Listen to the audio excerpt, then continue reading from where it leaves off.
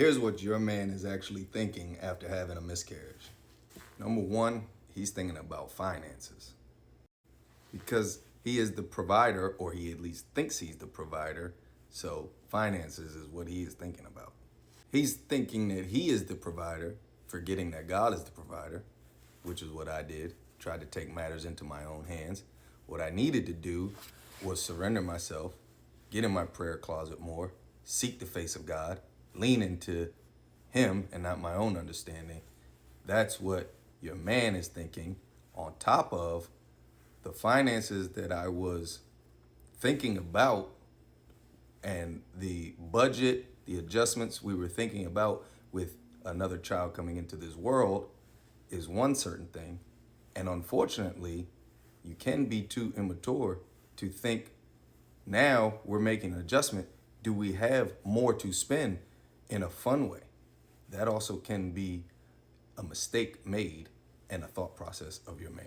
Number two thing that your man could be thinking is not saying goodbye to the baby or not being a part of that, because there are options now that you all have as far as going to the doctor and taking a pill or still delivering the baby at home. The different options that there are might not be suitable or might not just play out in a perfect world, I should say. Like in our case, what happened was Destiny still delivered the baby while I was not home with our daughter and we were experiencing the holidays. So not being able to say goodbye, not actually being a part of it, obviously, because I'm not the one delivering the baby. It's not a part of my body, but not being able to say goodbye.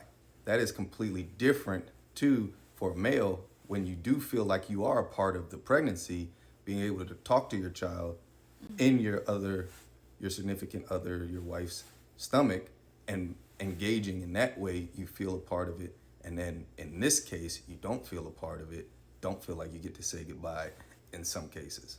And ultimately, you don't get to talk to your child anymore. That's another thing your man is thinking and dealing with on his own sometimes. Another thing that your man could be thinking about, I'm gonna be straight up honest and transparent. Did we have the bandwidth for another child? Sometimes you think about whether you're ready or not. A man straight up thinks about, do we have the living space? Do we have the energy? Do we have the capacity, the lifestyle, all of those things to bring another child into this world? Now, with a miscarriage happening, a man could take on that pressure to, one, think that he has not created the space, created the atmosphere, and created the bandwidth that, oh, this is being taken away from me as punishment. That could very well happen with your man and his thought process. Not knowing in the moment and needing God to come in and speak to us and go to the word and read scripture to know the truth, that God is not punishing us in that area, giving us something, taking it away as punishment. That's not what the case is, but that could be what your man is thinking. That does not line up with scripture though. However, your man could be thinking that and really, really trying to believe that as truth, believe the lie that that is. And that's not the case, but straight up could be what your man is thinking. Now, in our case, okay, this has happened. Now, is there a way that I can get better? And what are the words and things that you want me to focus on to have a clear mind and to have clarity regarding this, God? The other thing that your man very well could be thinking about is how to be mature in this situation. Most cases, I'm willing to say, or thinking, this is the first time it's happened, or maybe even the first time that they're dealing with death this close. So how to be mature and what to do, what to say. It's also maybe different for a thought process of a male that this is death in a miscarriage, but death in a different way that we've understood it. Maybe we have gone through death with people that we've already shared memories with and experiences with. This is a very transparent thought process through a male. Not that it makes it any less important. It's not what I'm saying at all.